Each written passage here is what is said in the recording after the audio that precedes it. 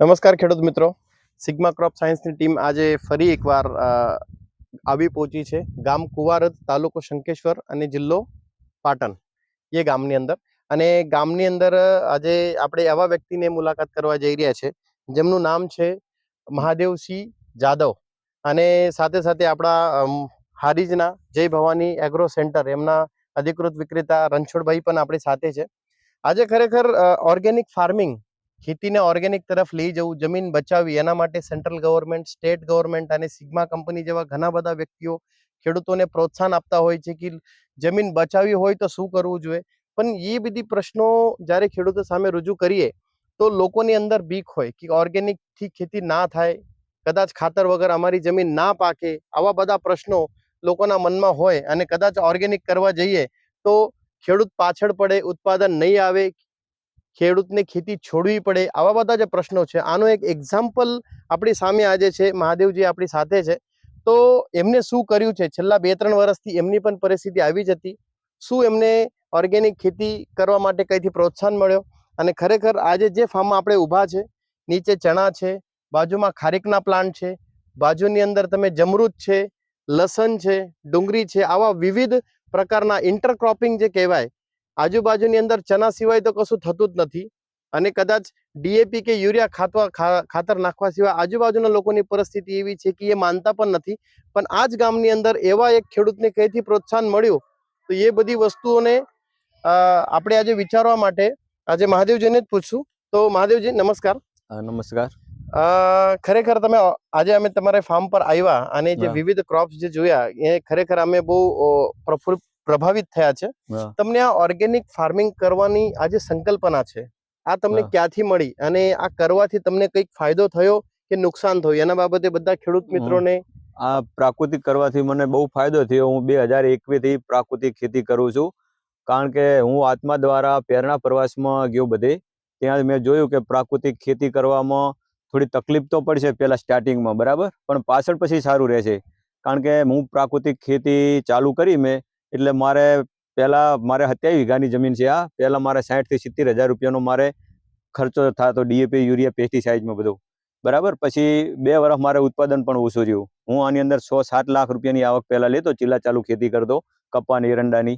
પછી એમાં મારે આવક 6-7 લાખ રૂપિયાની આવક થતી, બરાબર. પણ પછી મેં કીધું હવે પ્રાકૃતિક તરફ આપણે વરવું છે. પછી પ્રાકૃતિક તરફ આપણે વર્યા એટલે 2 વર્ષ મારે ઉત્પાદન 1.5 થી 2 લાખ રૂપિયાનું ઉત્પાદન થતું, બરાબર. એટલે પછી બધા ઘરના મને કહે કે આપણે તો ઉત્પાદન તો કંઈ આવતું નહીં, પ્રાકૃતિક ખેતી કરો તમે. કહું હવે આપણે પ્રાકૃતિક ખેતી જ કરવાની, બરાબર. કઈ ઉત્પાદન નહીં હાલે તો આપણે જમીન તો વારસાઈમાં આપણે હારી આપશું ને આપણા છોકરાને, કે ભાઈ પેસ્ટિસાઇડ ને ડીએપી વાપરીને જમીન બંજર થઈ જવા માંડી છે, તો આપણી જમીન તો હારી બચશે ને, બરાબર. તો આપણે એ ધ્યેય રાખીને પ્રાકૃતિક તરફ વળ્યા, અને પછી આપણું શરીર સારું રહે, બરાબર. પ્રાકૃતિક ખેતી કરીએ તો આપણે, હું આની અંદર મગફળી વાવું, ઉનાળાની અંદર તલ વાવું, એનું તેલ ઘરે મશીનમાં આપણે તેલ કાઢીને ઘરે ખાવા માટે, પછી શાકભાજી બધું વાવી ઘરે આપણે પ્રાકૃતિક ખવાય, ઓર્ગેનિક, બરાબર. પછી વધતા મારે હવે જઈ સાલ મેં 18 લાખ રૂપિયાની આવક લીધી આમાંથી, પ્રાકૃતિક ખેતી કરી. એટલે પછી ઘરનાને કહું હવે ચમ હે કે, એટલે કે ના હવે કે આવક હારી આવી, તો આમાં કોઈ ખર્ચો કરો, ગાયનું જૈણ છે, બરાબર, ગાયનું છાણ છે, દેશી ગોળ છે, એનો દેશી ગોળનો જ ખાલી ખર્ચો, બીજું કોઈ આપણે બહારની વસ્તુ લાવવાની નહીં.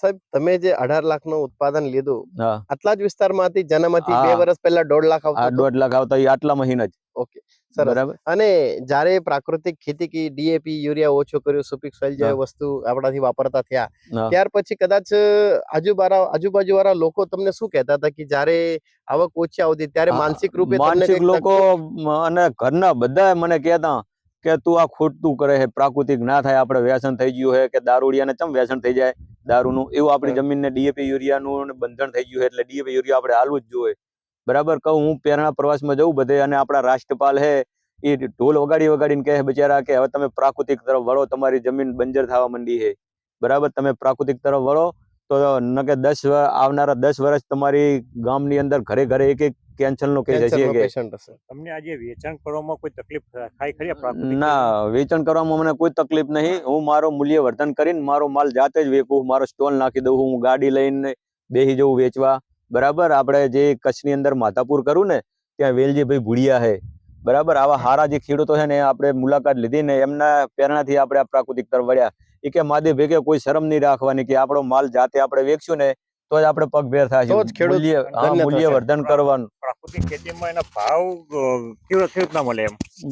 પ્રાકૃતિકમાં આપણે એનો ભાવ છે ને આપણે જાતે મૂલ્ય વર્ધન કરીને વેચશું અને જે પ્રાકૃતિક ખાવા વાળા હે લોકો એની આપણે પહોંચાડશું તો એ લોકોને ખબર પડશે કે આ પ્રાકૃતિક ખેતી કરે માદી ભાઈને એમનો માલ આપણે લઈએ પ્રાકૃતિક. તો આપણે માર્કેટની અંદર જે આ મારા ચણ્યા છે ને એ ચણ્યા માર્કેટની અંદર જે વેચાતા હોય એથી આપણને દોઢ ભાવ મળે છે કે ડબલ ભાવ મળે છે. તો કે આ મારા જામફળ છે અત્યારે ઘરે જામફળ મારે થઈ જ રહે, ઘરે રોજ 5 કેરેટ લઈને જવું ને તોય ઘરે આજુબાજુના ગામમાંથી બધા લેવા આવે જામફળ કે ભાઈ માદી ભાઈના જામફળ એક વખત ખાય ને બીજી વખત લેવા આવે જ પછી કે ખારીક એક વખત લઈ જાય બીજી વખત પછી આપણે વાહે થોડું ઓછું ઉત્પાદન રહે ને વાહે પછી ઓછું ઉત્પાદન આવે ત્યારે લોકો ઠેઠ ફોન કરીને ફાર્મ ઉપર લેવા આવે કે માદી ભાઈ અમારે જામફળ લઈ જાવ, ખારીક લઈ જાવ. કહું હવે પૂરું થવા એ સીઝન તો કે છેવટે 2 કિલો કરી આપું. એ રીતે અહીંયા ફાર્મ ઉપર લોકો લેવા આવે. લોકોને તમારા જામફળની ટેસ્ટ લાગી આ ગઈ ટેસ્ટ છે લાગી અને ગયો કે આવા જામફળ તો અમે કોઈ દાડો ખાધા નહીં. તમે જે ખાધાના તારે વાત કરી ને કે આવા જામફળ તો આપણે કોઈ દિવસ ખાધા જી, જી, નહીં. એ તો એના સાક્ષીદાર તો અમે પોતે જ છીએ.